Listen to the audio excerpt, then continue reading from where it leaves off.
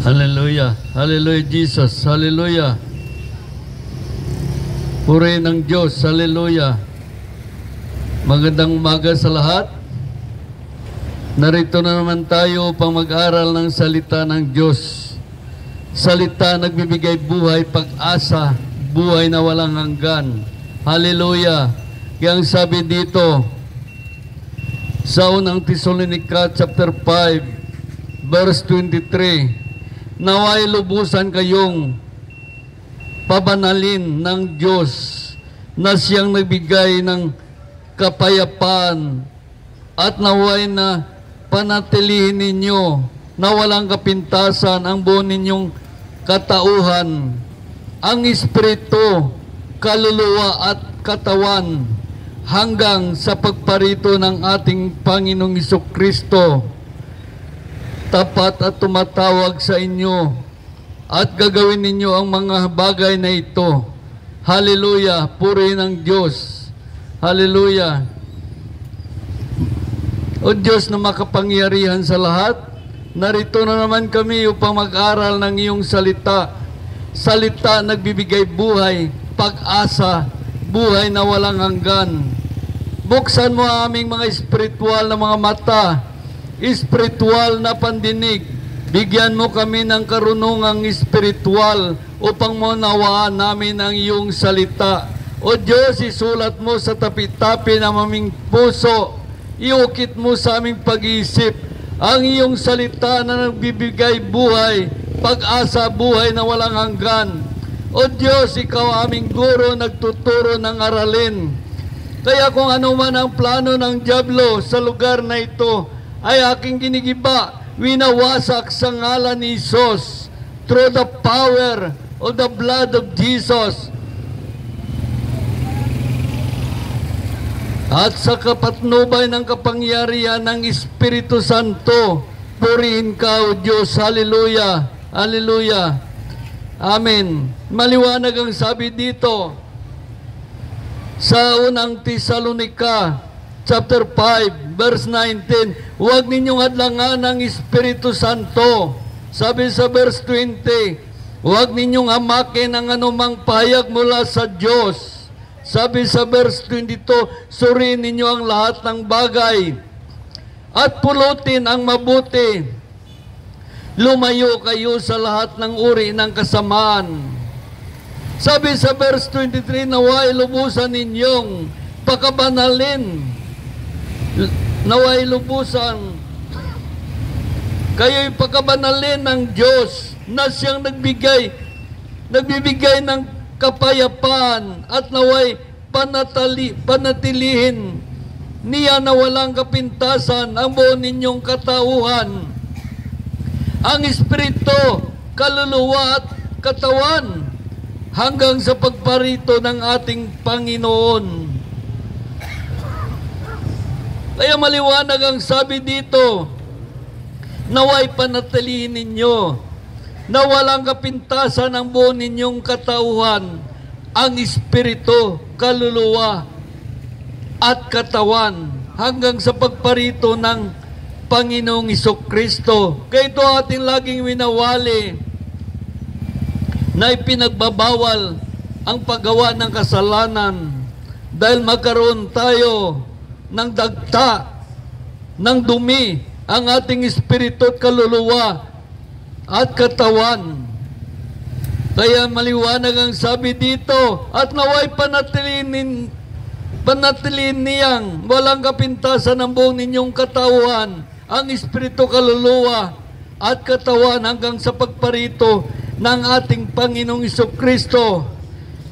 Tapat na tumatawag sa inyo at gagawin niya ang mga bagay na ito. Hallelujah! Kaya ang sabi naman dito sa ikalawang Timothy chapter 4 verse 1 to 2, inuutusan kita sa pangalan ng Diyos at ni Kristo Jesus na hatol sa mga buhay at sa mga patay, alang-alang sa pagparito at paghahari ng ating Panginoong Jesucristo.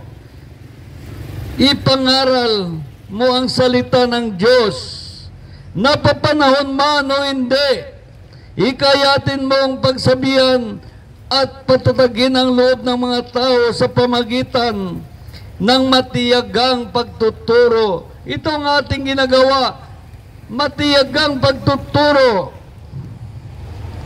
Dahil ang sabi dito sa unang Timothy chapter 4 verse 4:10 ay ganito naman ang sinasabi sa atin. Huwag mong pabayaan ang pinagkaloob sa iyo ng Espiritu Santo. Sabi sa verse 13, iukol mo yung panahon sa pagbabasa ng kasulatan sa madla, sa pangangaral at pagtuturo hanggang ako ay dumating. Kaya itong utos ng Diyos, ipangbasahin ang kanyang banal na kasulatan sa madla, sa pangangaral at pagtuturo hanggang si Kristo ay dumating. Napakaliwanag. Huwag nating pabayaan pinagkaloob sa atin ng Espiritu Santo. Itong pinagkaloob ng Espiritu Santo sa atin. Yang sabi dito sa unang Pedro ay ganito sinasabi sa chapter 1 verse 17 ay ganitong sinasabi, walang itatangi ang Diyos na pinahalagahan niya ang bawat isa ayon sa mga ginagawa nito, at yaman tinatawag ninyo siya'y Ama. Igalang ninyo siya habang kayo'y nabubuhay. Alam ninyo kung ano ang tinubos sa inyo, walang kabuluhang pamumuhay na inyong minana sa inyong mga magulang. Ang tinubos sa inyo ay di bagay na sisira o naubos paris ng ginto at pilak, kundi ang buhay ni Kristo inihain sa krus. Siya ang kordirong walang batik at walang kapintasan. Italaga niya, itinalaga na siya ng Diyos sa gawaing ito bago palikhain ang daigdig. At alang-alang sa inyo ipinahayag siya bago sumapit ang katapusan ng panahon. Kaya ito'y pinapahayag natin dahil malapit ang katapusan ng panahon sa ating generasyon, ang pagbabalik ni Kristo Jesus. Kaya kailangan maghanda tayo, hindi natin alam kung kailan siya bumalik upang iligtas ang mga naghihintay sa Kanya. Ang sabi sa unang Pedro chapter 1 verse 21, dahil sa Kanya nananalig kayo sa Diyos, na sa Kanya muling bumuhay at nagparangal, ano pat ang iyong panampalataya at pag-asa ay nasa Diyos. Ngayon malinis na kayo dahil sa inyong pagsunod sa katotohanan. Ano pat naghahari sa inyo ang tapat at na pag-ibig. Nasa inyo ang tapat na pag-ibigan bilang magkapatid, naway maging maalab at taos puso ang inyong pagmamahalan. Kailangan taos puso, hindi plastic. Marami ngayon kahit lingkod ng Diyos ay plastic ang pag-ibig niya. Marami akong nakikita na sila ay mga traidor. Minsan nagsama-sama ay nagkunwari. Mabuti sila sa isa't isa. Yan ang mga plastic na lingkod ng Diyos. Kung magtalikod na, nagsisiraan. Sabi dito,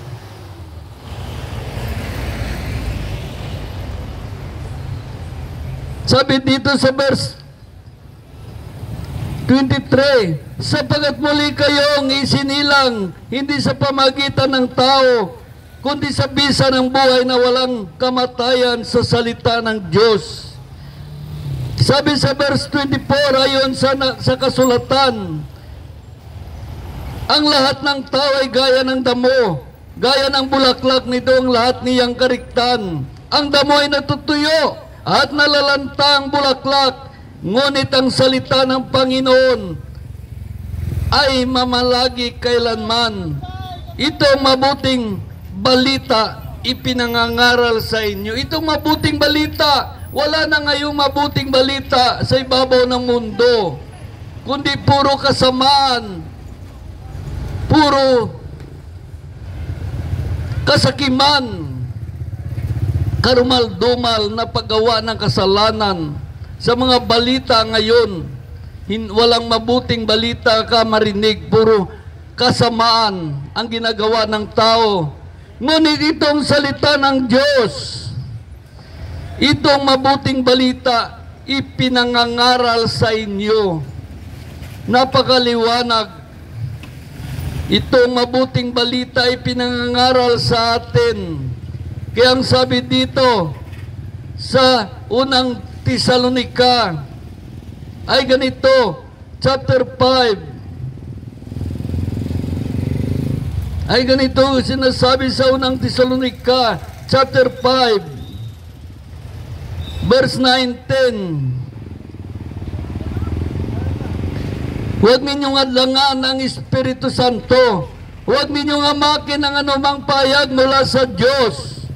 Suriin ninyo ang lahat ng bagay at pulutin ang mabuti. Lumayo kayo sa lahat ng uri ng kasamaan.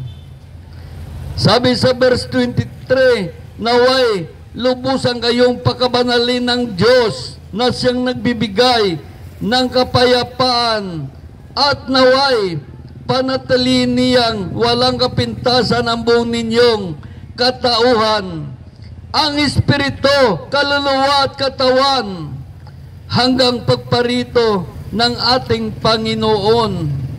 Kaya kailangan natin magmalinis tayo, magpakalinis tayo. Huwag tayo gumawa ng kasalanan upang maging malinis tayo sa harapan ng Diyos. Dahil ang sabi sa unang chapter 1 verse 6, ang nagsasabi na natili siya sa Diyos ay dapat mamuhay tulad ng pamumuhay ni Kristo Jesus. Kaya nakita natin ang tao ay mayroong tatlong persona, katawan, kaluluwa at espiritu. Kaya ito dapat maging malinis sila sa harapan ng Diyos. Ngunit ang katawan natin ay laging gumagawa ng kasalanan. At ang kaluluwa naman natutuong tayo. Itong katawan natin ang kanyang sinusunod. Ngunit kung ang Espiritu ng Diyos ang ating sinusunod, ay dalhin tayo sa kalooban ng Diyos. Kaya maraming mga tao nagkasala dahil ang kanilang sinusunod ay ang kanilang katawan. Dinadala sila ng kanilang katawan sa paggawa ng kasalanan. Ngunit kung ang ating kaluluwa, natutuong tayo, ang sinusunod natin ang Espiritu ng Diyos, dadalhin tayo sa kalooban ng Diyos. Kaya pag-aralan natin ito upang maiayos natin ang ating katawan, ang ating kaluluwa, ang ating espiritu sa harapan ng Diyos. Dahil hindi mo ito maiayos, huwag mong sabihin na ligtas ka. Ang kaligtasan kung iyong katawan, kaluluwa at espiritu ay malinis sa harapan ng Diyos. Ito'y walang kapintasan, walang ukot. Ito'y malinis sa mata ng Diyos. Ang katawan ay sisidlan ng ating kaluluwa at espiritu. Ang katawan ay isang damit lamang ng ating kaluluwa. Natutuong tayo, na doon tayo namumuhay sa ating katawan. Ito'y kumakain. Kumakain siya. Ngunit ang ating espiritu ay, ang pagkain niya ay ang salita ng Diyos.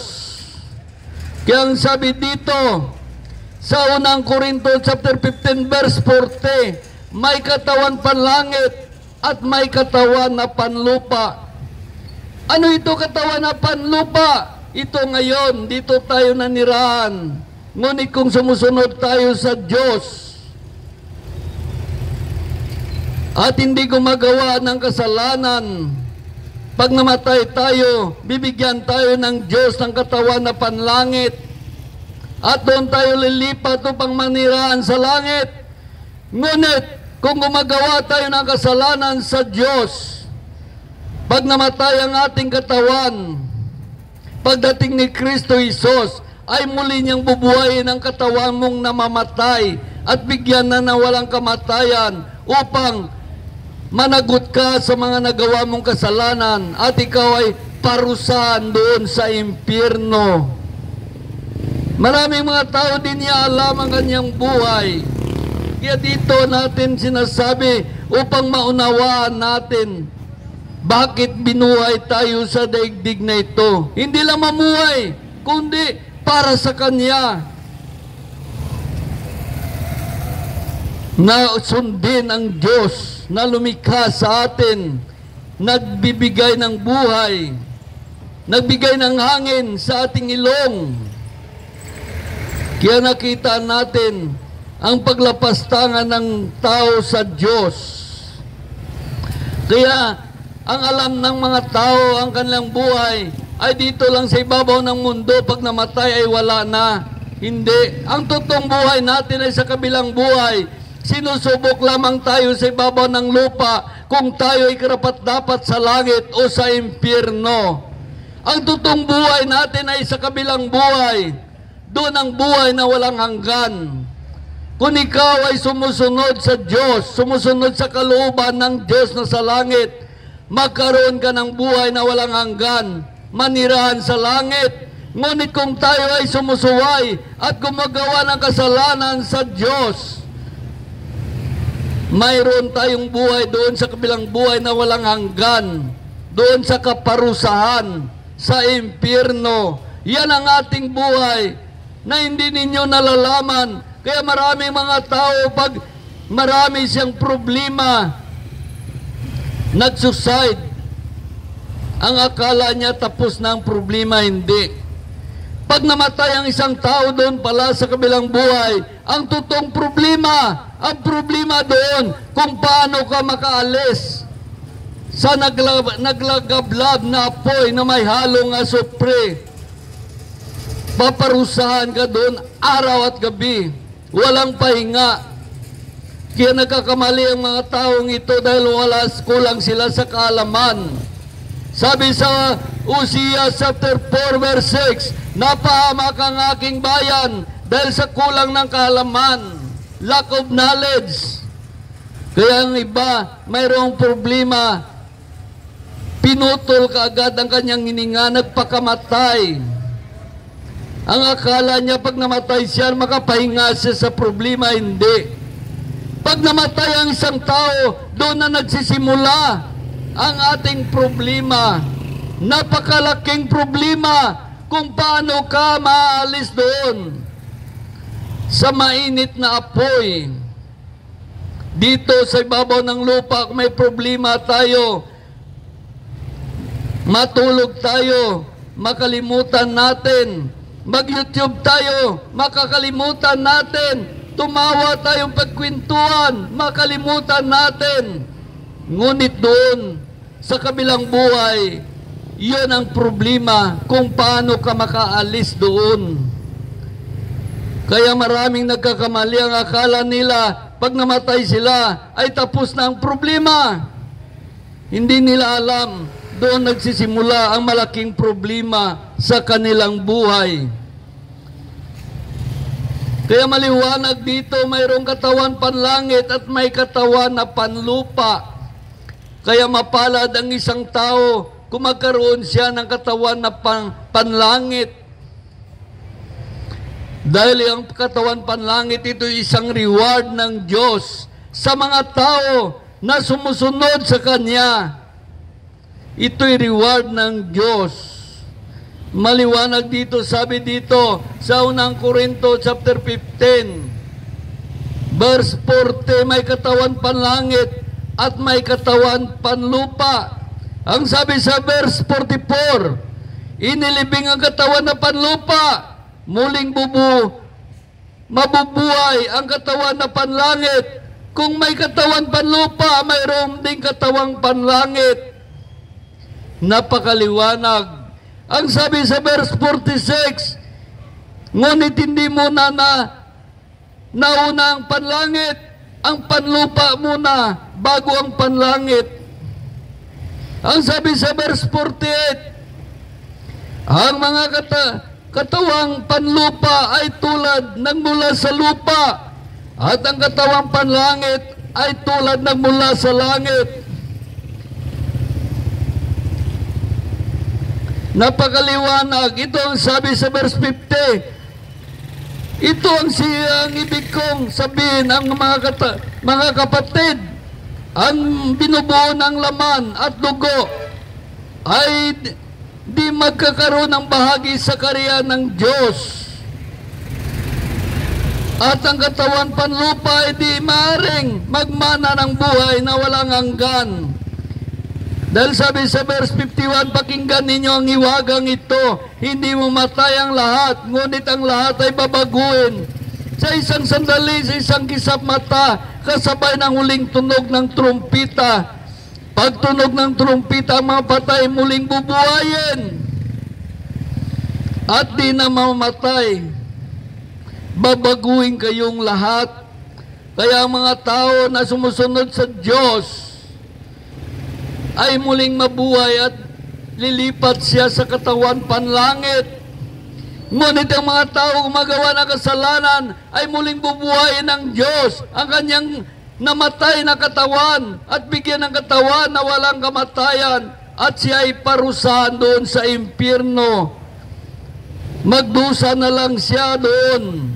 Sabi dito sa verse 53, sapagat itong katawan nabubulok, dapat mapalitan ng di nabubulok, at ang katawang namamatay ay papalitan ng di mamamatay. Napakaliwanag.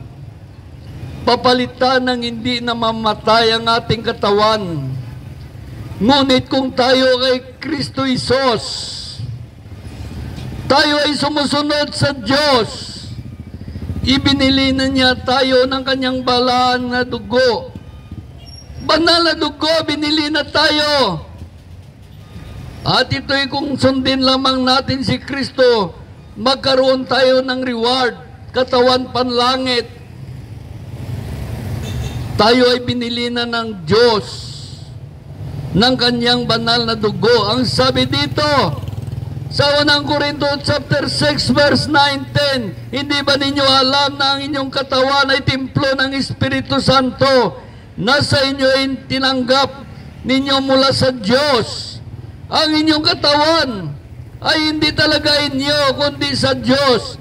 Binili niya kayo ng malaking halaga, kaya gamitin ninyo inyong katawan upang parangalan ng Diyos. Ito ang ating ginagawa. Ginagamit natin ang ating katawan upang parangalan ng Diyos. Dahil ang paggawa ng kasalanan ay si Satanas ang ating pinaparangalan. Si Satanas ang ating pinaparangalan.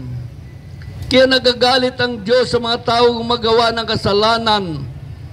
Dahil binili na tayo ng kanyang banal na dugo na nag-agos sa krus ng Kalbaryo upang iligtas ka, iligtas kayo, iligtas tayo. Yan ang ating katawan ngayon, ay binili na ni Kristo ng kanyang dugo. Kaya sabi dito, binili niya kayo ng malaking halaga, kaya gamitin ninyo inyong katawan upang parangalan ng Diyos. Sabi sa verse 9, hindi ninyo alam, ang inyong katawan ay templo ng Espiritu Santo na sa inyo tinanggap mula sa Diyos. Ang inyong katawan ay hindi talagang inyo, kundi sa Diyos.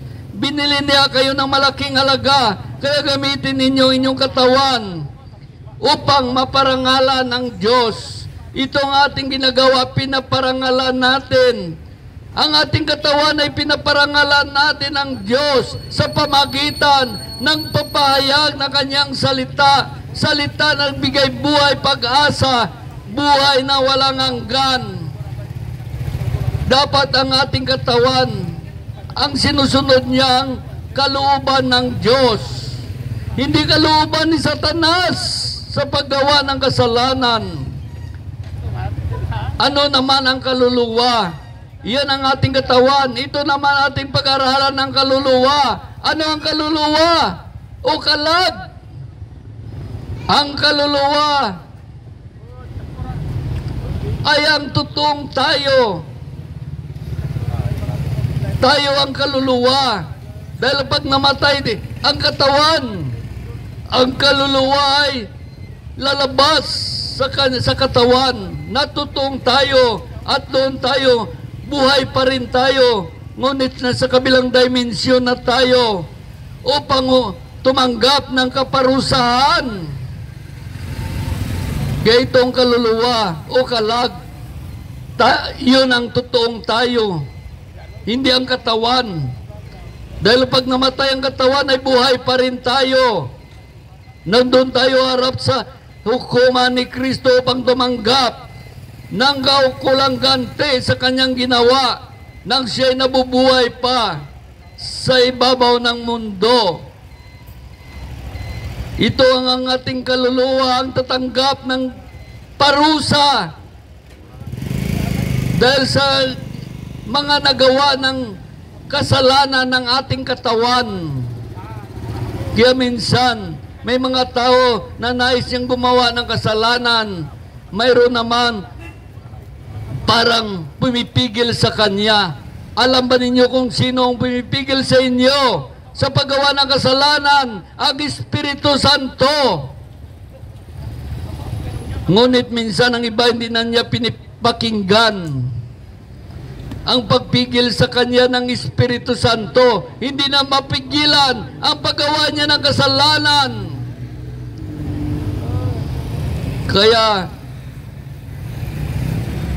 ang kaluluwa ang kawawa ang magtanggap ng parusa doon sa impyerno.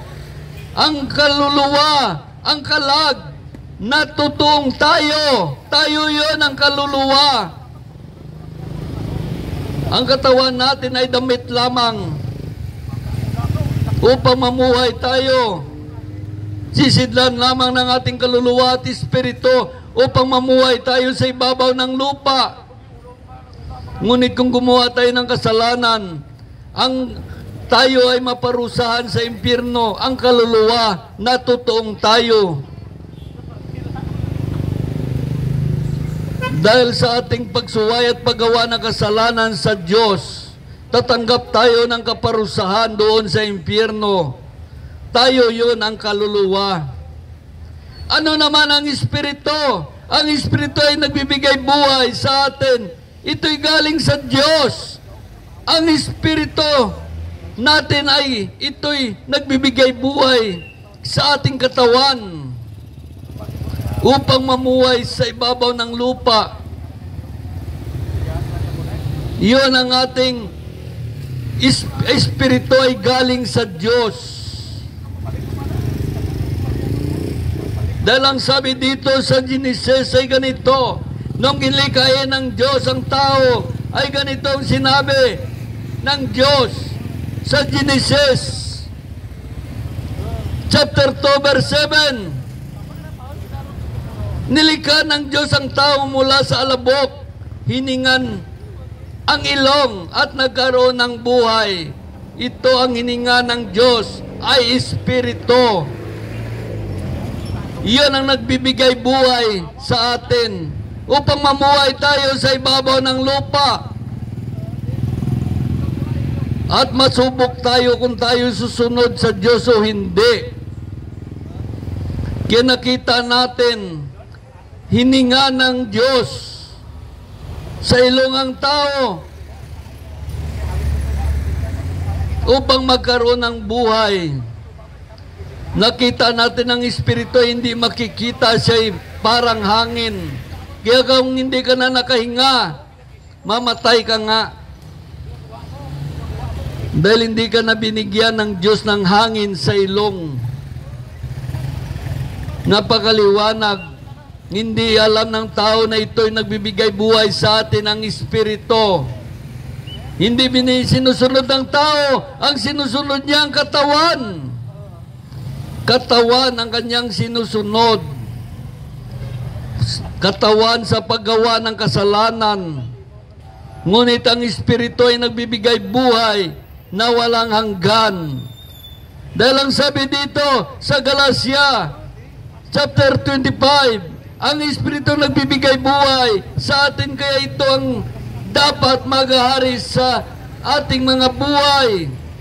Ang Espiritu ng Diyos ang nagbibigay buhay sa atin, kaya ito dapat bigyan natin halaga. Ang Espiritu, ito mag-guide sa atin tungo sa kalooban ng Diyos na sa langit. Ngunit sinuway natin ang Diyos. Sinuway natin ang Espiritu ng Diyos. At ito naman ang ginagawa natin. Laging gusto natin gumawa ng kasalanan. Kaya ang sabi ng Diyos sa unang Tesalonica chapter 5, verse 23, naway lubusan kayong pakabanalin ng Diyos, siyang nagbibigay ng kapayapaan, at naway panatiliin niyang walang kapintasan ang buong ninyong katauhan, ang Espiritu, kaluluwa at katawan, hanggang sa pagparito ng ating Panginoong Jesucristo. Tapat at tumatawag sa inyo at gagawin niya ang mga bagay na ito.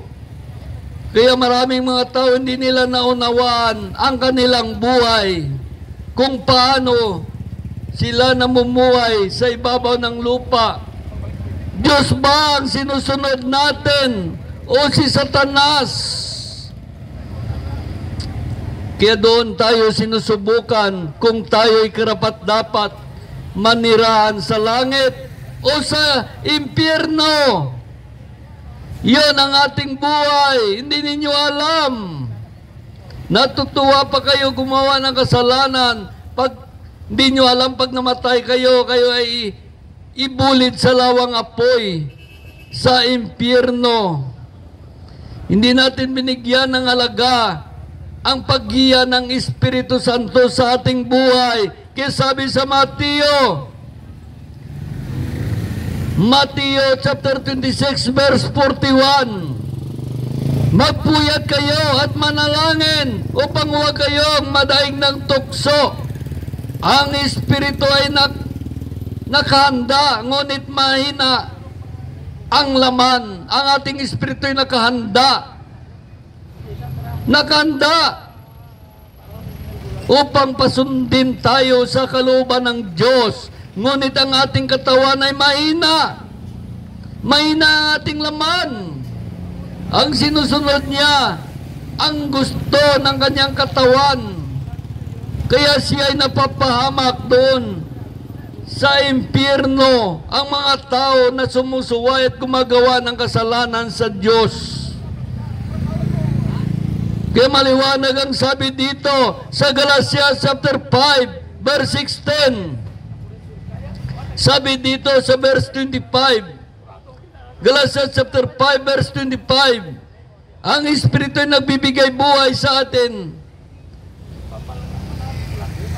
Kaya ito ang dapat ang maghari sa ating buhay. Ang dapat maghari sa ating buhay ang Espiritu, hindi ang katawan.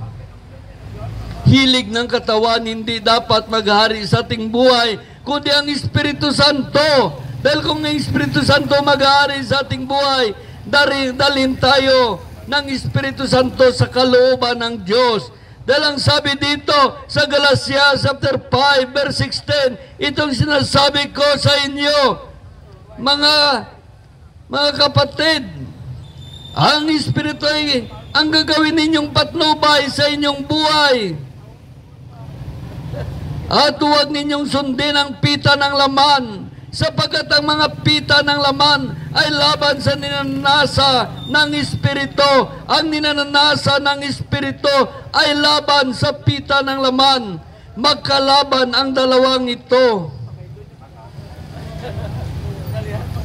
Kaya hindi ninyo magagawa ang ibig ninyong gagawin. Napakaliwanag makalaban ang katawan at Espiritu. Dahil ang gusto ng Espiritu, dalhin kayo sa kalooban ng Amang nasa langit. Sundin ang Diyos. Ngunit ang ating katawan naman, susundin natin, dalhin tayo sa kalooban ni Satanas sa paggawa ng kasalanan. Kaya minsan maraming mga tao gakatulgid na ng buli tungod may demonyo nga naga kurik-kurikot sa nga buli upang gumawa siya ng kahalayan. Ano pangalan ng demonyo na yan? Yan ang espiritu ng kahalayan. Kita mong mga tao na mahalay, kumakati ang puwit. Yan, kinakalikot ng espiritu ng kahalayan. Parang starter ba ng sakyan upang umandar ka, ni-start ka. Pakatihin ang puwit mo para ma-start ka sa paggawa ng kasalanan. Yan ang espiritu ng kahalayan na hindi ninyo alam. Kaya dapat sa atin mga tao, wala sa atin ang espiritu ng kahalayan. Dahil tayo ay tinubos na ng dugo ni Kristo na nag-agos sa krus ng Kalbaryo. Kaya maliwanag ang sabi dito, sundin natin ang espiritu, hindi ang pita ng laman, hindi ang ating laman, hindi ang ating katawan. Sundin natin ang ating espiritu. Dahil kung hindi natin sundin ang espiritu at ang laman ng ating sinunod, dalhin tayo sa pagkakasala. Ngunit kung ang espiritu ng Diyos ang ating sundin, dalhin tayo sa pagsunod sa kalooban ng Amang nasa langit. Dahil ang sabi dito sa Galatia chapter 5 verse 22, ganito ang mga tao na pinagarian ng Espiritu Santo. Subalit ang bunga ng Espiritu ay pag-ibig, kagalakan, kapayapaan, katiyagaan, kabaitan, kabutihan, katapatan, kainanunan, kahinahunan, at pagpigil sa sarili. Walang utos laban sa mga bagay na ito. Ito ang bunga. Ito ang bunga ng Espiritu Santo. Ngunit ang bunga naman ng laman, sabi sa Galatians chapter 5 verse 19 to 21, hindi nakakailang mga gawa ng laman, pangangalunya, karimarim na pamumuhay, kahalayan, pagsamba sa Diyos-Diyosan, pagkukulam, pagkapuot, pagkagalit, panibugho, kasakiman, pagkabahabahagi, pagkakampi-kampi, pagkainggit, paglalasing, walang taros na pagsasaya, at iba pang tulad nito. Binabalaan ko kayo tulad nung una ay hindi tatanggapin sa kaharian ng Diyos. Kaya ang gumagawa ng ganong bagay ay hindi tatanggapin sa kaharian ng Diyos. Kung hindi tayo tatanggapin sa kaharian ng Diyos, saan tayo pupunta? Saan? Kaya kailangan nyo magbasa ng Biblia habang buhay kayo. Alam na ninyo kung saan kayo pupunta. Pag namatay tayo, dalawa lang ating puntahan, langit at impyerno. Maraming mga tao hindi niya alam kung saan siya pupunta dahil walang alam. Sabi sa Hosea chapter 4 verse 6, napahamak ang aking bayan dahil sa kulang ng kaalaman, lack of knowledge. Dapat magbasa tayo ng Biblia upang alam natin ang ating buhay. Kung tayo ay kalugod-lugod sa Diyos o kaya kinapuputan ng Diyos. Napakaliwanag. Hindi natin malaman o makilala ang ating buhay kung wala sa atin ang Espiritu ng Diyos. na magpaalala sa atin. Dahil ang sabi sa verse 24, Galatians chapter 5 verse 24, pinatay na ng mga nakikipag-isa kay Kristo ang likas niyang pagkatao kasama ng masamang pita nito. Pinatay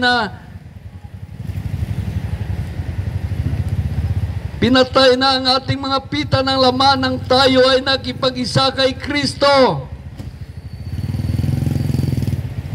Kaya ang sabi dito sa 2 Korinto chapter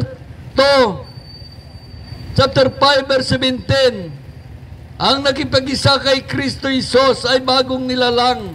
Isa ng bagong nilalang. Wala nang dating pagkatao. Siya ay bago na. Bago siya, dati siyang masama. Ngunit pinatnubayan siya ng Espiritu ng Diyos at sinunod niya ang Diyos. Kaya napakaliwanag. Walang imposible sa Diyos.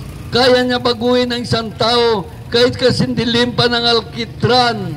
Ang kanyang kasalanan sa Diyos kung siya'y magbalik loob sa Diyos. Dahil sabi sa unang 1 chapter 3 verse 24, ang sumusunod sa mga utos ng Diyos ay nanatili sa Diyos at nanatili naman sa Kanya ang Diyos sa pamagitan ng Espiritong ipinagkaloob niya sa atin. Ay nalalaman natin na natili siya sa atin. Nalalaman natin na natili ang Diyos sa atin. Kaya ang sabi sa verse 19 ay ganito, dito natin makilala tayo'y nasa panig ng katotohanan.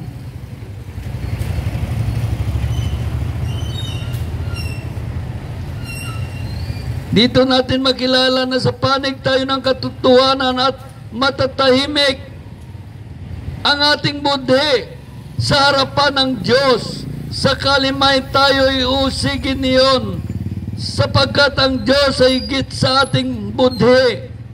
At alam niya ang lahat ng bagay. Mga minamahal, kung hindi tayo'y inuusig ng ating budhi, panatag ang ating loob na makalapit sa Diyos. Tinanggap na natin ang anumang ating iniling sa Kanya, sapagkat sinusunod natin ang Kanyang mga utos at ginawang kalugod-lugod sa Kanya. Ito ang utos. Manalig tayo sa Kanyang anak na si Jesucristo at mag-ibigan gaya ng inuutos ni Kristo sa atin. Ang sumusunod sa mga utos ng Diyos ay nanatili sa Diyos at nanatili naman sa Kanya ang Diyos. At sa pamagitan ng Espiritong pinagkaloob sa atin,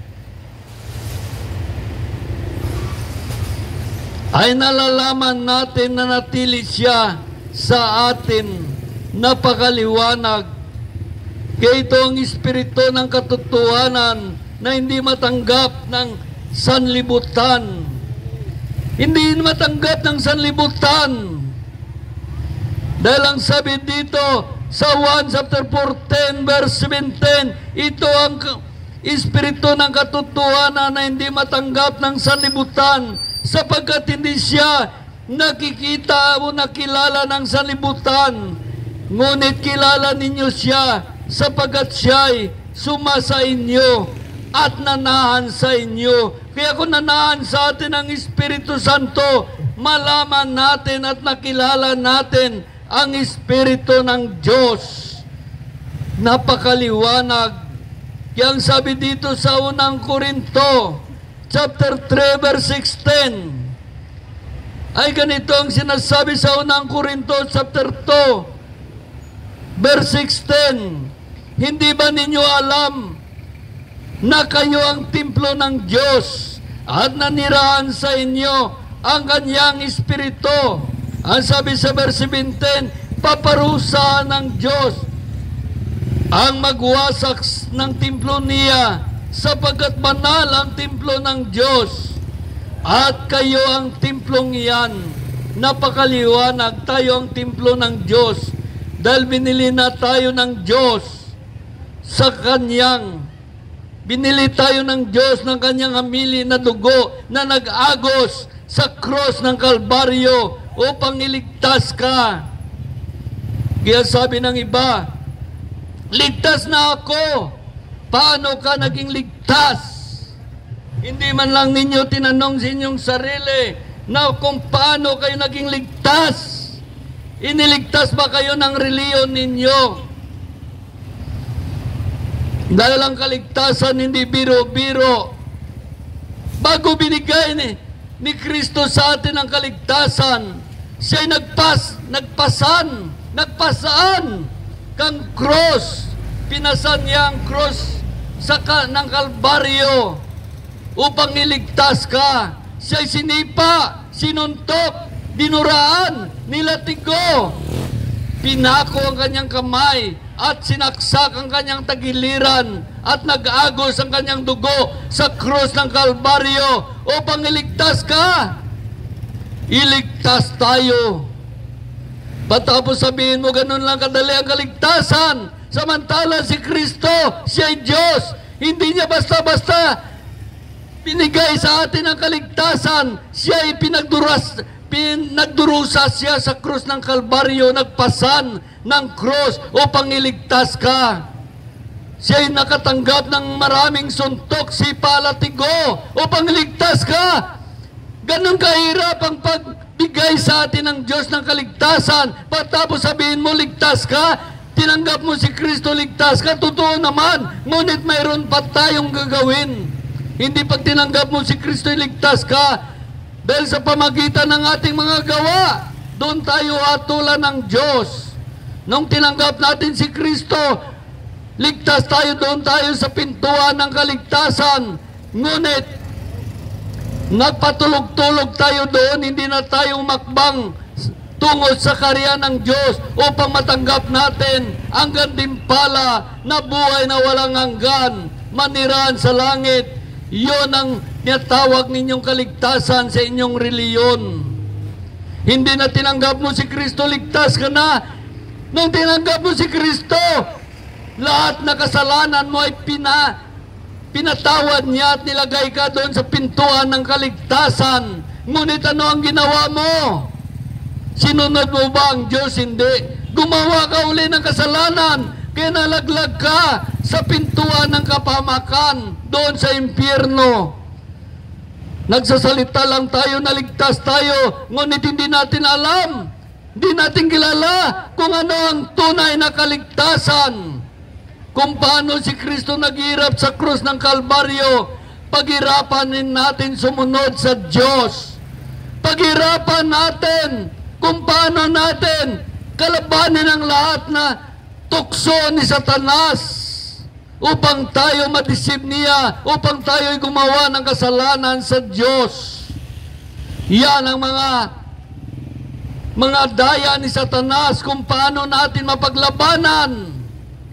Kaya sabi dito, ang sino man ay sumunod sa akin, pasanin niya ang kanyang cross. Paano ninyo mapasan ang inyong cross para sumunod kay Kristo? Dati pala inom kayo, masarap magbanding-banding.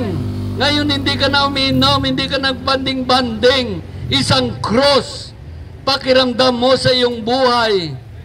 Dati kang babaero, dati ka mahilig sa lalaki. Ngayon tinanggap mo si Kristo, iniwan mo lahat. Marami pa sana gusto sa iyo, ngunit hindi mo na tinatanggap dahil kay Kristo Isos. Yan ay isang cross nagpapasan. Pasanin mo ang iyong cross upang sumunod kay Kristo Isos. Huwag kang gumawa ng kasalanan. Yan ang cross ng isang Kristiyano na sumusunod sa Diyos, na naisiligtas ng Diyos.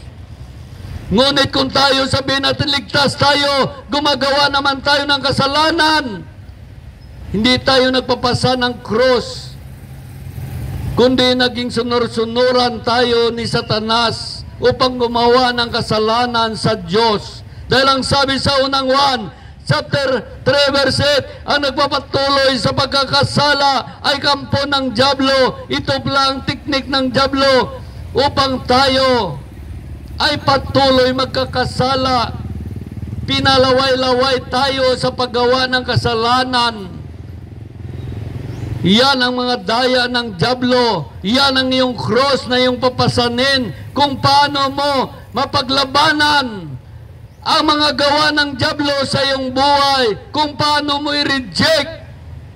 Mahirap i-reject ang kaligayahan. Nung ako'y bago pa noon na Kristiyano, nakita ko pagsunod sa Diyos. Kaya maraming hindi makasunod sa Diyos dahil ang pagsunod sa Diyos para mong sinikway ang kaligayahan. Tinalikuran mo ang kaligayahan. Kaya maraming mga tao hindi niya matalikuran ang kaligayahan. Bakit? May asawa na siya, may 3 nobya pa, mahirap talikuran. Kaya mo ba? Sundin mo si Kristo, iwan mo yung 3 babae mo. Kaya maraming hindi makasunod sa Diyos. Siya'y, ang sinusunod niya, ang mga daya ni Satanas. Bakit sabi ng Diyos, hindi gusto ng Diyos mag-inom tayo? Bakit? Maraming mga tao hindi makasunod sa Diyos dahil ang pag-inom hindi mabuti sa atin, imbes espiritu ng Diyos naghahari sa atin, hindi espiritu ng alak. Mga tao mabait kapag nakainom, naging warrior na.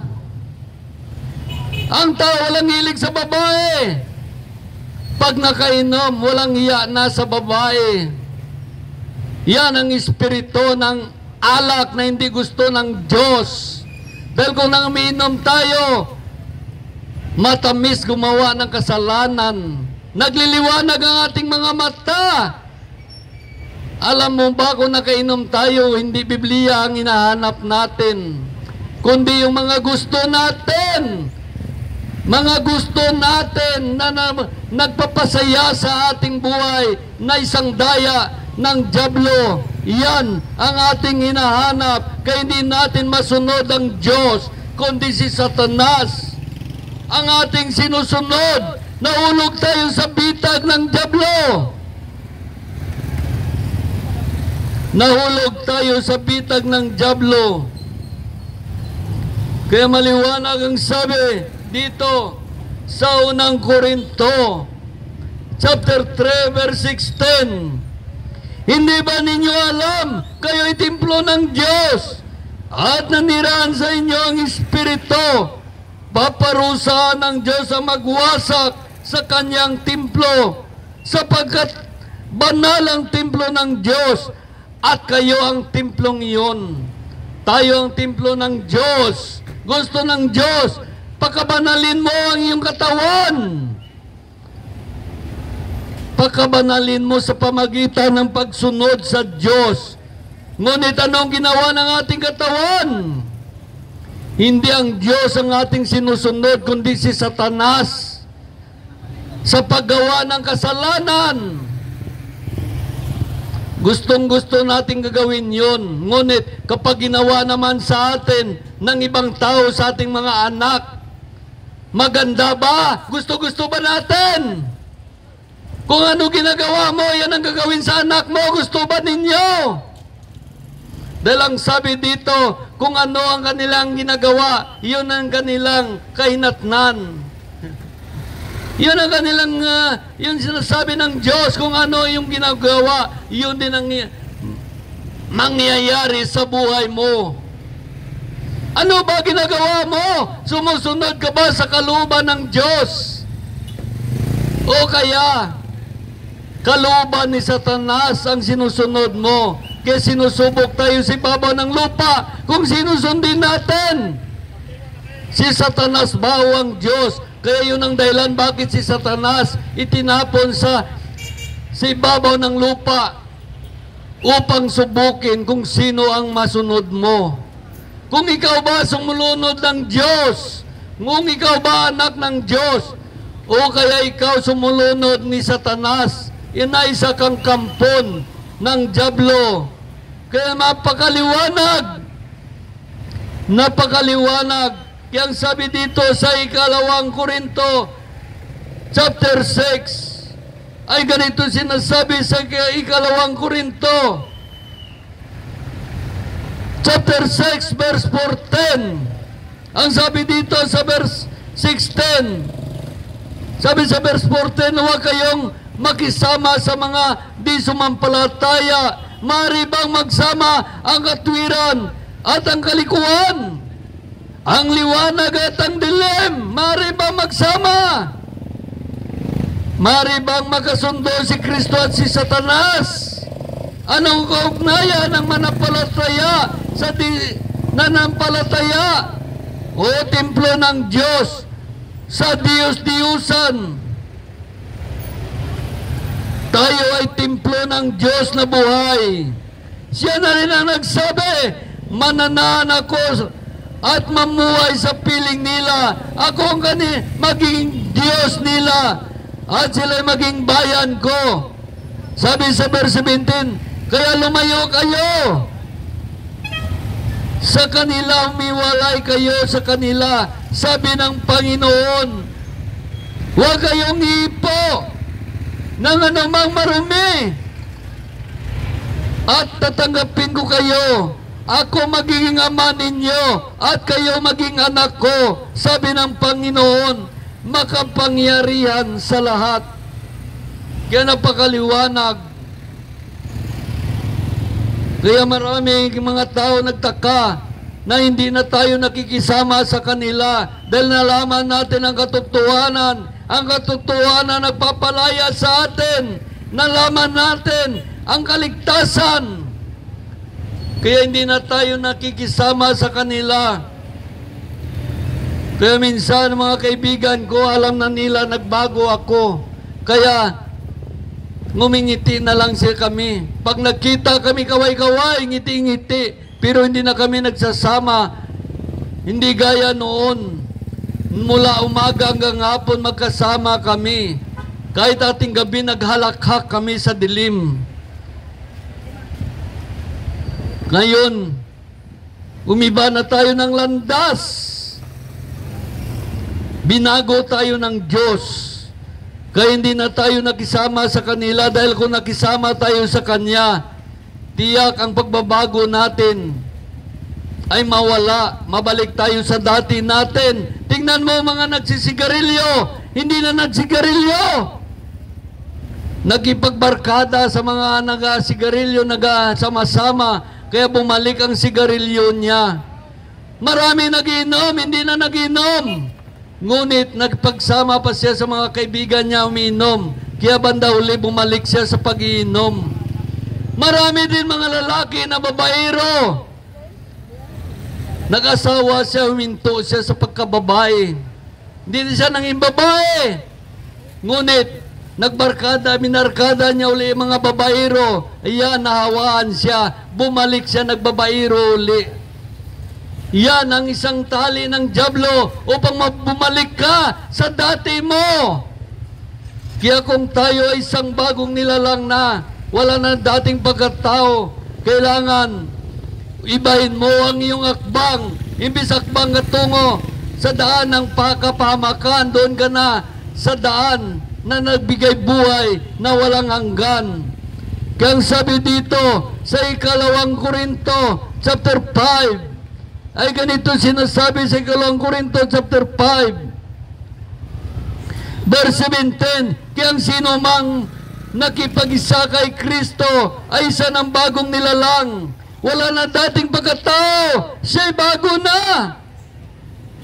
Yan ang nagpag-isa kay Kristo, isa na siyang bagong nilalang. Wala na dating pagkatao, siya'y bago na. Bakit kayong mga lalaki, ayaw nyo mga asawa nyo mag-born again?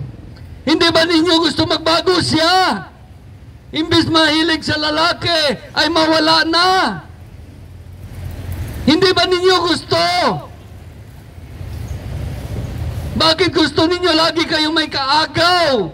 Patalikurin ka lang. Gagawa na siya ng masama. Bakit kayo mga babae hindi nyo gusto mag-born again? Ang mga asbana nyo, asawa nyo. Dahil kung nag-born again siya, isa na siyang bagong nilalang, wala na dating pagkatao. Mapagkatiwalaan mo na siya. Wala na siyang hilig sa babae kapag siya born again na. Bakit hindi nyo gusto mga babae mag-born again ang bana nyo na mga mahilig sa babae? Dahil kung asawa mo born again, wala kang konsumisyon, wala kang kahate, wala kang kaagaw. Bakit hindi nyo gusto mag-born again ang anak nyo? Upang mga anak nyo magbago, hindi na lasinggo, barumbado, babaero. Bakit hindi nyo gusto na magbago ang mga anak nyo? Dahil kung magbago na siya, na sumusunod sa Diyos, hindi na siya kaladkarin kung sino lang ang maghila-hila sa Kanya, kung saan-saan pumunta. Yan ay isang bagong nilalang. Wala na dating pagkatao. Dahil ang sabi sa 2 Korinto, chapter 5, verse 17, kaya ang sino man nakipag-isa kay Kristo ay isa ng bagong nilalang. Wala na dating pagkatao. Siya ay bago na. Yan ang resulta ng pagbabago. Kung ikaw ay nakipag-isa kay Kristo, kung ikaw ay dating makasalanan, hanggang ngayon ay makasalanan ka pa rin. Ibig sabihin, hindi ka nakipag-isa kay Kristo. Kanino ka nakipag-isa? Kay Satanas. Napakaliwanag, liwanag pa sa buwan. Ngunit ang sabi dito, sa 2 Korinto chapter 5, verse 17, kaya ang sino man ang pag-isa kay Kristo ay isa ng bagong nilalang. Wala na dating pagkatao, siya'y bago na. Bago na! Bakit hindi nyo gusto maging bago ang bana nyo? Bakit hindi nyo gusto maging bago ang asawa nyo? Kayo mga lalaki o babae, sipti kayo. Pag ang partner nyo ay isa ng bagong nilalang, sumusunod na sa Diyos kay Kristo Isos. Isa na siyang bago. Yung bana nyo na dating masama, lasing at babaero at sinusuntok ka, kung siya ay nagkipag-isa kay Kristo Isos, naging born again na siya, tiyak mamahalin ka niya, hindi na siya mambabae, hindi ka na makatikim ng suntok. Ganon rin kayo mga lalaki, kung ang asawa nyo nagbago na. Kahit iwan mong asawa mo, maggala siya, panatag ang loob mo.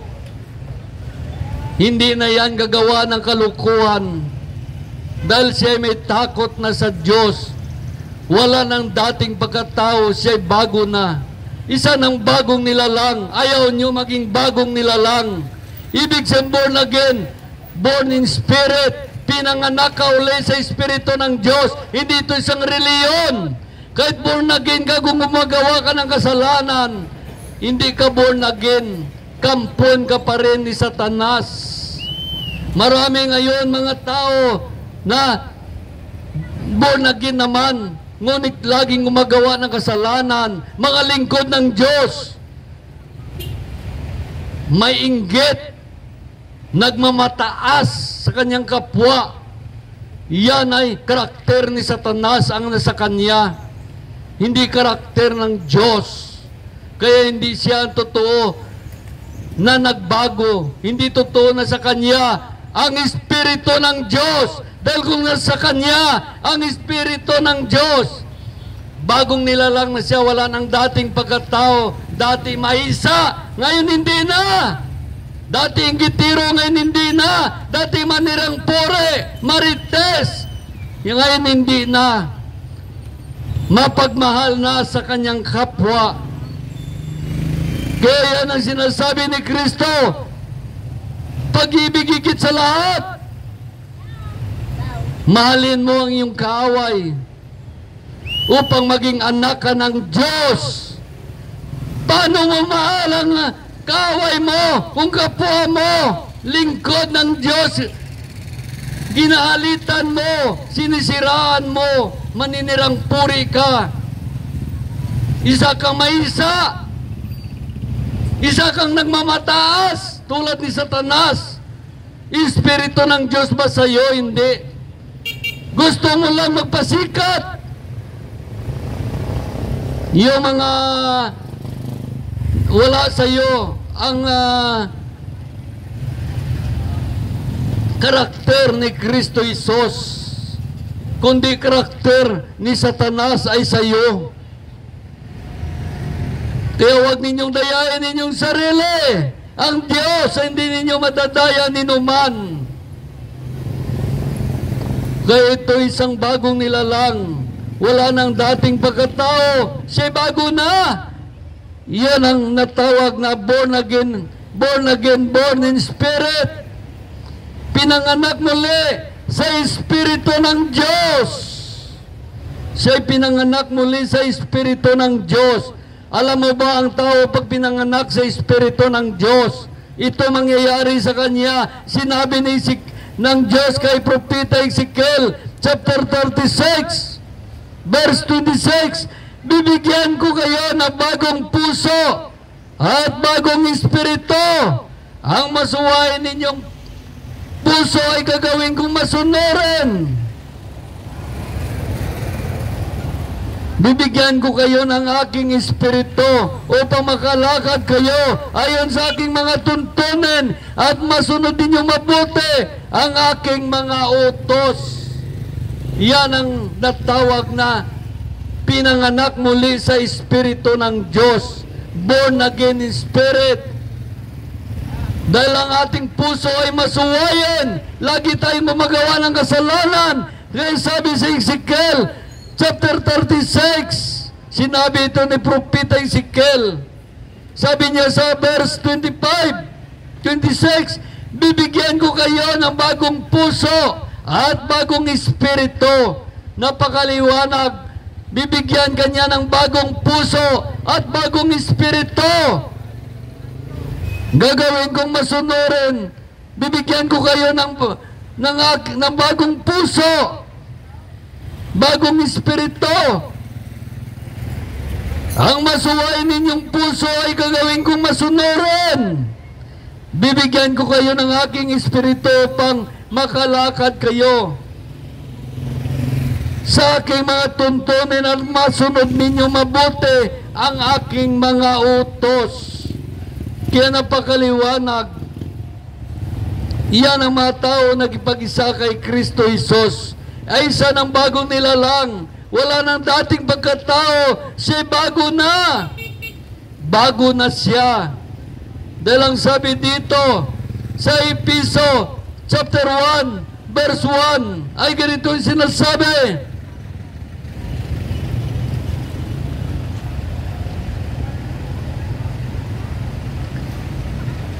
Sabi dito, mula kay Pablo na naging apostol ni Kristo Jesus ayon sa kalooban ng Diyos, sa mga kapatid, tapat na mumuhay kay Kristo, suma sa inyo nawa ang pagpapala kapayapaan mula sa Diyos na ating Ama at Panginoong Jesucristo.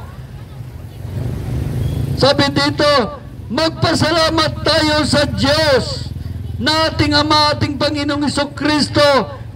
Pinagaluban niya tayo ng lahat ng pagpapalang espiritual dahil sa ating pakipag-isa kay Kristo at sa atin nang nakipag-isang ito, hinirang niya tayo upang bago pang likain ang sanlibutan upang maging banal at walang kapintasan sa harapan niya dahil sa pag-ibig ng Diyos. Tayo kanyang itinalaga upang maging anak niya sa pamagitan ni Jesucristo. Iyan ang kanyang layunin at kalooban. Purihin natin dahil sa kanyang kagandahang loob. Pagkalinga sa atin sa pamagitan ng kanyang minamahal na anak. Tinubos tayo ni Kristo sa pamagitan ng kanyang kamatayan at sa gayon, pinatawad na ang ating mga kasalanan, gayon kadakila ng pag-ibig na pinadama niya sa atin. Binigyan niya tayo ng karunungan at kabatiran upang lubos natin maunawaan ang kanyang lihim na panukala na isakatuparan sa pamagitan ni Kristo. Pagdating ng takdang panahon, ang panungkalang ito ay pag-isahin kay Kristo ang lahat, nasa langit at sa lupa. At dahil kay Kristo kami naging bayan ng Diyos na nagsasagawa ng lahat ng bagay ayon sa kanyang panukalang at kalooban. Nangyari ito nang kami hinirangin niya noong una pang kami mga unang umaasa kay Kristo sa lalong ikakadakila niya. Kayo'y naging bayan ng Diyos na kayo'y namanalig sa Kanya. Matapos ninyong marinig ang salita ng katotohanan, ang mabuting balita na nagdudulot ng kaligtasan. Kaya pinagkaloob niya sa inyo ang Espiritu Santo, ipinangako ng Diyos bilang tatak ng paghirang sa inyo.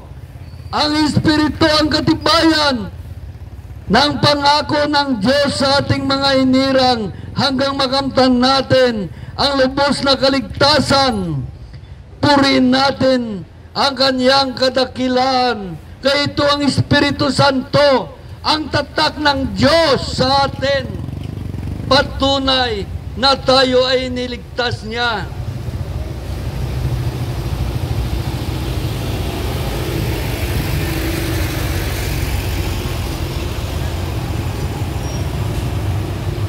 Ang Espiritu Santo ang katibayan. Dahil sabi, ang Espiritu ang katibayan, ang pangako ng Diyos na sa ating mga hinirang hanggang makamtan natin ang lubos na kaligtasan. Ang sabi sa Ephesians chapter 4, verse 30, huwag ninyong dulutan ng bigati ang Espiritu Santo, sapagat ito ang tatak ng Diyos sa inyo, ang katibayan ng inyong katubusan pagdating ng takdang araw. Ito ang tatak ng Diyos sa katibayan ng katubusan pagdating ng takdang araw. Sa inyo ba? Ano ang tatak ng Diyos sa inyo upang makita mo ang tunay na kaligtasan mo? Ano? Anong tatak ng Diyos sa atin upang malaman natin ang tunay na kaligtasan? Ito ang tatak ng Diyos. Sabi niya, huwag ninyong dulutan ng bigati ang Espiritu Santo, sapagat ito ang tatak ng Diyos sa inyong katibayan, ng inyong katubusan pagdating ng takdang araw. Ito na ang tatak ng Diyos. Pag nasa atin ang Espiritu ng Diyos, malaman natin ang Espiritu ng Diyos kung nasa atin. Dahil sinusunod na natin ang kalooban ng Diyos. Kinukontra na natin ang mga gawa ng laman. Hindi na natin ibig tulad noon ang paggawa ng kasalanan sa Diyos. Hindi na natin magustuhan. Mayroon na tayong naramdaman na nakakaiba. Kung tayo ay gagawa ng kasalanan, napakadelikado. Imbis na sa pintuan ka ng kaligtasan, malaglag ka pa sa pintuan ng kapahamakan. Dahil kapag nasa iyo ng tatak ng Diyos ang kaligtasan, ito'y iniingatan.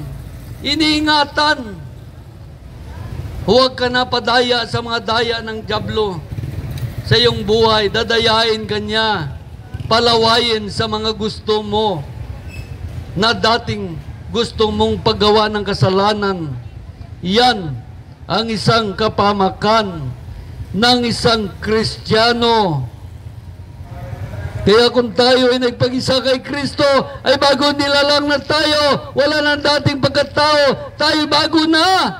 Kaya ang sabi sa Colossus chapter 3, verse 5 to 10. Kaya dapat na mawala sa inyo ang mga pita ng laman, pangangalunya, kaalayan, maalay na simboyo ng damdamin, masamang nasa at pagimbot ay sanguri na pagsamba sa Diyos-Diyusan. Dahil sa mga bagay na ito, ang Diyos ay napupuot sa mga taong lumalabag sa kanyang kalooban. Sabi sa verse 7, noong una, nang pinagarihan kayo ng masamang pita, namuhay rin kayo, kasama-sama ng mga taong gumagawa niyon. Ang sabi sa verse 8, ngunit ngayon, itinakwil na ninyo ang lahat ng ito, galit, puot at sama ng loob. Iwasan na ninyo ang manunungayaw at malaswang pananalita. Huwag kayong magsinungaling sa isa't isa. Hinubad na ninyo ang dating pagkatao, pati ang mga gawa nito, at nagbihis ng bagong pagkatao. Patuloy ito nagbabago. Patuloy ito nagbabago ayon sa larawan ng Diyos na lumikha sa inyo upang maging ganap ang inyong kaalaman tungkol kay Kristo. Kaya maraming hindi nagbabago dahil konti lang kanilang kaalaman. Hindi ganap ang kanilang kaalaman. Hindi ganap ang kanilang pagkakilala kay Kristo Isos. Kaya pala silang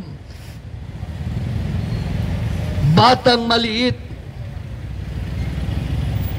na walang sariling desisyon. Kaya tayo, kung binago tayo ni Kristo, dapat mayroon tayong panindigan kung sino ang sinusunod mo. Diyos ba o si Satanas? Dahil ang sabi sa Colossus chapter 2 verse 2, at mabuklod sila sa pag-ibig ng Diyos, sa gayon magkaroon sila ng ganap na pagkaunawa, bunga ng tunay na pagkakilala kay Kristo na siyang hiwaga ng Diyos. Sa Kanya nakatago ang masaganang karunungan ng Diyos. Kaya kumabuklod tayo sa pag-ibig ng Diyos Ama, Diyos Anak at Diyos Espiritu Santo. Magkaroon tayo ng masaganang karunungan at kaalaman ng Diyos. Dahil sabi dito, mabuklod sila sa pag-ibig ng Diyos, sa gayon magkaroon sila ng ganap na pagkaunawa, bunga ng tunay na pagkakilala kay Kristo na siyang hiwaga ng Diyos, at sa Kanya nakatago ang masaganang at karunungan ng Diyos. Kaya ang sabi dito sa Colossus chapter 1 verse 22 to 28 ay ganito naman sinasabi, ngunit dahil sa kamatayan ni Kristo, ginawa niyang kayo mga kaibigan upang makaharap sa Kanya na walang kapintasan, banal at walang batik.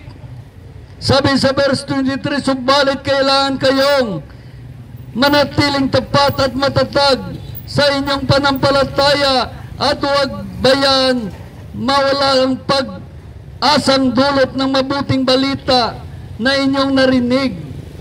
Niloob ng Diyos na ako si Pablo, na naging tagapangangaral ng mabuting balitang ito, na ipinayag sa lahat ng tao. Nagagalak ako sa aking pagbabata ngayon alang-alang sa inyo, sapagkat sa pamagitan nito na ipagpatuloy ko ang paghirap na kailangan pang gagawin kay Kristo para sa iglesia na Kanyang kinakatawan. Sabi sa verse 25, ako'y naging lingkod nito na hirangin ng Diyos upang ipahayag sa inyo ang Kanyang salita. Hinirang niya ako upang lubusang ihayag sa inyo ang hiwaga na habang panahon. Ang hiwaga na mahabang panahon inilihim sa maraming salit-saling lahi. Ngunit ngayon inihayag na sa Kanya, mga anak, inibig ng Diyos na inihayag sa lahat ng tao ang dakila at kamangamanghang hiwagang ito. Ito yung hiwaga. Sumasa inyo si Kristo. At dahil dito, nagkaroon kayo ng pag-asa, makapiling ang Diyos doon sa kaluwalhatian. Iyan ang dahilan kung bakit namin pinangaral si Kristo. Pinanaalalahanan namin ang lahat ng buong linaw na tinuturuan ayon sa aming makakaya upang maiharap namin sa Diyos ang bawat isa sakdal na at walang kapintasan dahil sa pagkipag-isa kay Kristo. Ito, kung nakipag-isa tayo kay Kristo, nais ng Diyos na wala tayong kapintasan. Nais ni Kristo wala tayong kapintasan para pagdating ng takdang panahon, makamit natin ang kaligtasan, buhay na walang hanggan. Kaya pinapaingat tayo ng Diyos.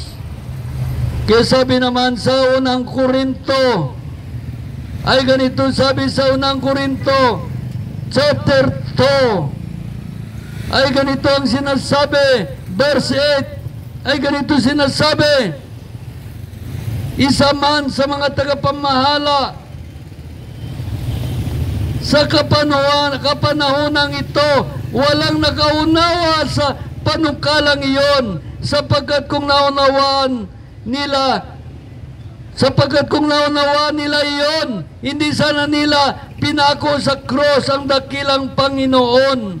Ganito ang sinasabi ng kasulatan, hindi pa nakikita ng mata, ni narinig ng tainga, hindi pa rin sumasagi sa iniisip ng tao ang inahanda ng Diyos sa mga umiibig sa Kanya.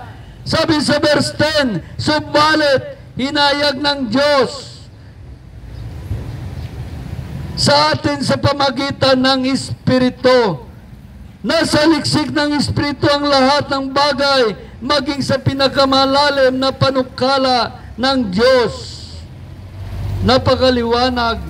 Kaya sabi sa verse 14, sapagat ang taong di nagtataglay ng Espiritu ay ayaw tumanggap ng kaloob mula sa Espiritu ng Diyos, para sa kanila ay kangalan ng mga iyon at di nila naunawaan, sapagat ang mga bagay na espiritual ay maunawaan mo lamang sa paraang espiritual. Ito mga bagay na espiritual, maunawaan mo lamang sa paraang espiritual. Dahil ang sabi dito sa Episo chapter 3 verse 3, ipinayag ito sa atin ng Diyos ng Kanyang lihim na panukala, tulad ng binabanggit ko sa dakong una. At habang binabasa ninyo ito, malalaman ninyo at maunawaan ko ang hiwagang tungkol kay Kristo. Ang hiwagang ito ay hindi pinaalam sa mga tao nung mga nakaraang panahon, ngunit tinayag ngayon ng Diyos sa pamagitan ng Espiritu na sa Kanyang mga banal na apostol at mga propita. At ito ang lihim sa pamagitan ng mabuting balita. Ito ang lihim sa pamagitan ng mabuting balita. Sabi dito, ang kagandahang loob ng Diyos. Si Pablo ay ginawa niyang lingkod para sa mabuting balita sa pamagitan ng kanyang kapangyarihan. Sabi niya, si Pablo ay pinakamahamak sa mga hinirang ng Diyos. Gayon na minarapat niya pagkaloob sa Kanya ang gawain ito. Ipinayag sa mga makasalanan ang mabuting balita tungkol sa kasaganaan, Hindi malirip na pagpapalang buhat kay Kristo at ang ipinaliwanag sa lahat kung paano isagawa ang lihim na panukala ng Diyos. Ito'y talagang panahon, ito'y matagal ng panahon, inilihim ng Diyos na lumikha ng lahat ng bagay upang sa pamagitan ng kanyang iglesia ay pinakilala ngayon sa mga pinuno ng at mga kapangyarihan doon sa kalangitan ang walang hanggang karunungan ng Diyos na hahayag sa iba't paraan. Nahayag sa iba't ibang paraan, alinsunod dito sa walang hanggan, panukala na isinakatuparan niya kay Kristo Jesus na ating Panginoon dahil sa ating pagpag-isa sa pananalig sa Kanya, makalapit tayo sa Diyos na panatag ang loob. Kaya nakita natin makalapit tayo sa Diyos na panatag ang loob. Ito ang iglesia ng Diyos na Kanyang tinayo. Hindi iglesia ni Kristo, kundi ito iglesia ng Diyos na Kanyang tinayo. Dahil sabi dito sa Gawa chapter 20 verse 26 ay ganito sinasabi sa Gawa chapter 20.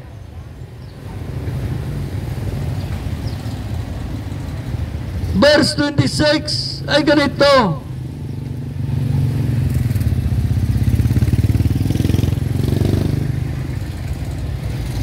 Kaya sa araw na ito ay sinasabi, hindi ako mananagot kung may mapapahamak sa sino man. Bakit sinabi ni Jesus ito? Kaya sa araw na ito, sa araw na ito, sinasabi ko, hindi ako mananagot kung may mapapahamak.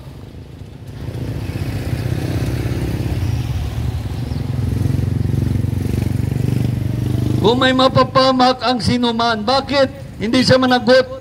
Nandito na ang banal na aklat. Nandito na, iniwali na sa buong sanlibutan, ngunit ayaw natin sumunod. Dahil nadaya tayo, dinaya tayo ng mga doktrina ng reliyon.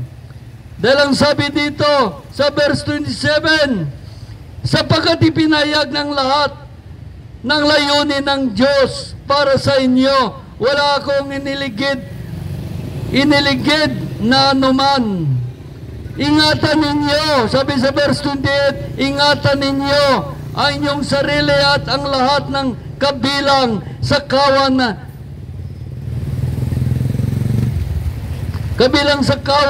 sapagkat inilagay sila ng Espiritu sa inyong pag-iingat. Pangalagaan ninyo ang iglesia ng Diyos. Pangalagaan ninyo ang iglesia ng Diyos na Kanyang tinubos sa pamagitan ng Kanyang kamatayan ng sariling anak. Napakaliwanag. Ito ang iglesia ng Diyos. Sabi niya, hindi iglesia ni Kristo, iglesia ng Diyos. Dahil ang sabi dito, ingatan ninyo ang inyong sarili at ang lahat na kabilang sa kawan, sapagkat inilagay sila ng Espiritu Santo sa inyong pag-iingat. Pangalagaan ninyo ang iglesia ng Diyos na Kanyang tinubos sa pamagitan ng kamatayan ng Kanyang sariling anak.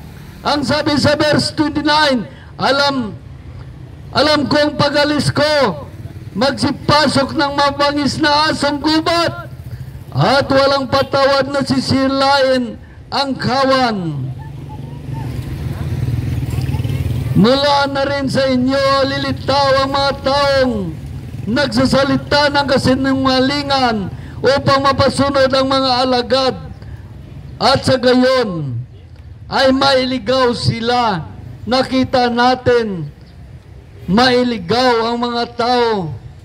Kaya pag-akyat ni Kristo sa langit, Maraming nang lumitaw na mabulang guro, antikristo, nasasabihin, kami ay sa Diyos, kami ang totoo.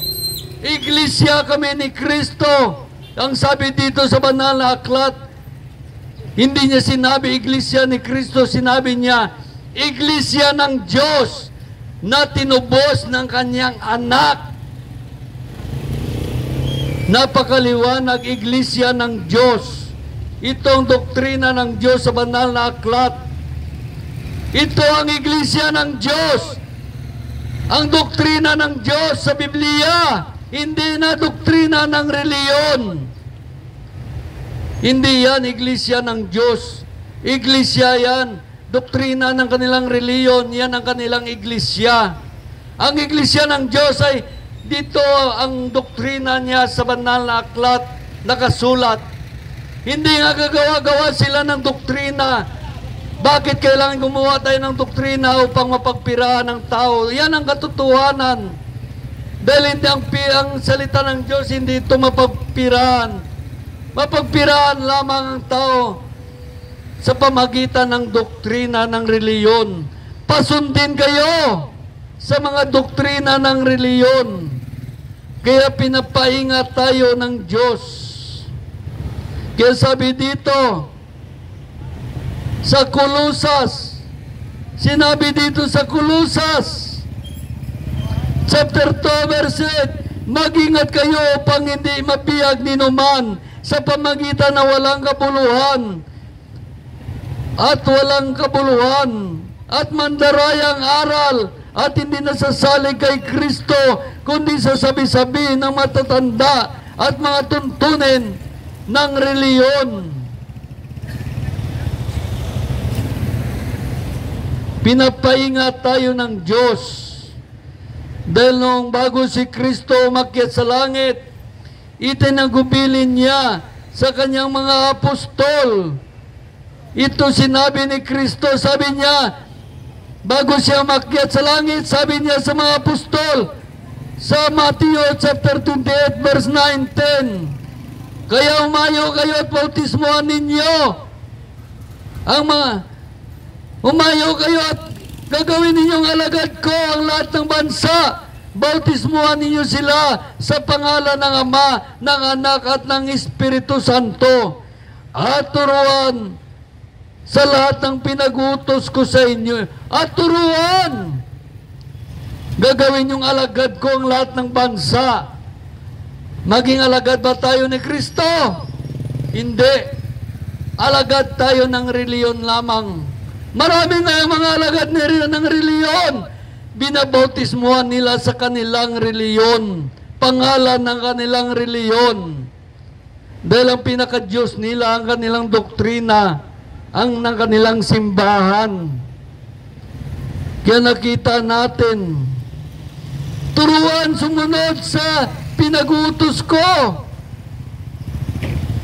Tinuruan ba ang mga tao? Bakit hindi nila kilala ang Ama? Di nila kilala ang Anak? Di nila kilala ang Espiritu Santo? Dahil tinuruan nila ng doktrina ng kanilang reliyon.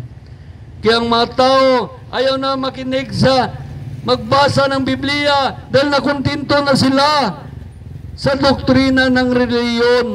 Napuno na sila ng kasinungalingan ng kanilang reliyon. Ganyan ngayon ang nangyayari sa atin. Imbis alagad tayo ni Kristo, ay naging alagad tayo ng reliyon lamang. Salita ng Diyos ang sinasabi mo, minsan hindi pa nila tanggapin. Minsan hindi pa nila tatanggapin dahil sila ay alagad ng reliyon. Sila ay alagad ng reliyon, hindi alagad ni Kristo Isos. Dahil kung alagad tayo ni Kristo Isos,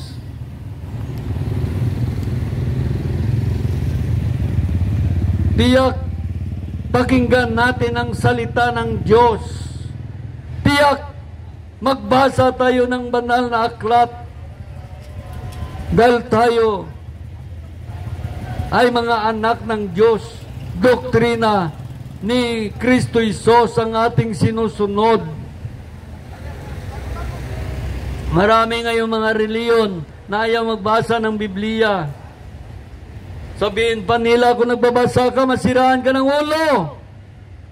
Iyan gawa-gawa ng dyablo upang hindi nyo malaman ang katotohanan, upang hindi kayo maligtas. Tinatakot pa kayo. Hindi kayo pwede magbasa, kami lang. Dahil kung kayo magbasa, masiraan kayo ng ulo. May mga simbahan, may mga reliyon na ganyan. Kaya mga tao naman gusto-gusto niya, mahirap yata magbasa ng Biblia. Subukan mo, mangaral ka dito. Ang babasahin mo, higit na 100 na bersikulo. Tingnan natin. Di ba mahirap? Mahirap yun. Pero yun ang nais ng Diyos. Yun ang nais ng Diyos. Hallelujah. Kaya, sabi sa unang 1, chapter 4, verse 24.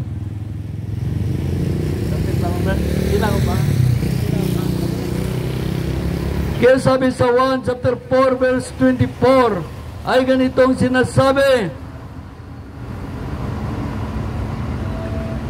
ang Diyos ay Espiritu, kaya dapat siyang sambahin sa Espiritu at katotohanan. Kaya ito dapat sambahin sa Espiritu ang katotohanan. Dahil sabi sa verse 23, ngunit tumarating ng panahon, ngayon na nga, na ang mga tunay na sumasamba sa Ama ay sumasamba sa Espiritu at katotohanan, sapagkat ito ang hinahanap ng Ama sa mga sumasamba sa Kanya. Ito hinahanap ng Diyos sa sumasamba sa Kanya. Ito hinahanap ng Diyos. Kaya napakaliwanag, ang kaligtasan ay kay Kristo Isus lamang. Ang kaligtasan ay kay Kristo Isus lamang. Sabi dito, kay Kristo lamang matagpuan ang kaligtasan, sapagkat sa silong ng langit, ang kanyang pangalan lamang ibinigay ng Diyos sa ikaliligtas ng tao. Ang kanyang pangalan lamang ibinigay ng Diyos sa ikaliligtas ng tao. Kaya na napakaliwanag, sa kanyang pangalan lamang matagpuan ang kaligtasan, ang buhay na walang hanggan. Kaya sabi dito, sabi sa Kolosas chapter 2, ay ganito naman. Ganito naman sinasabi sa Kolosas chapter 2.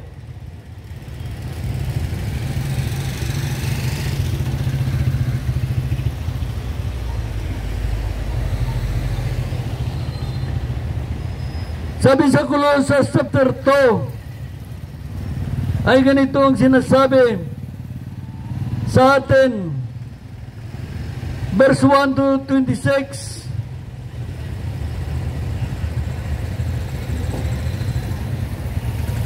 Sabi sa Gawa chapter 4, verse 12, kay Kristo lamang matagpuan ang kaligtasan, sapagkat ito binigay ng Diyos. Ang kanyang pangalan lamang ibinigay ng Diyos sa ikaliligtas ng tao.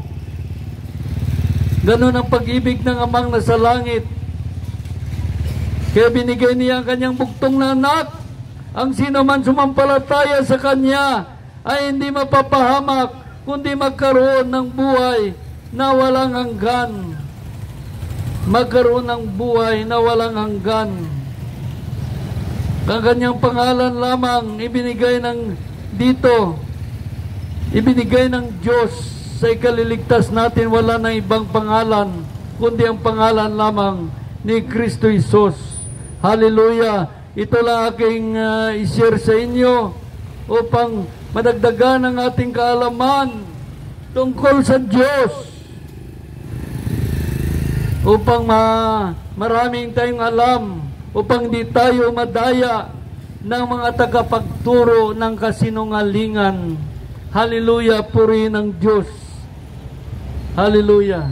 Meron tayong kapatid kay Kristo na mag-share sa inyo, na nais niya ipahayag ang pagmamahal ng Diyos sa inyo. Hallelujah.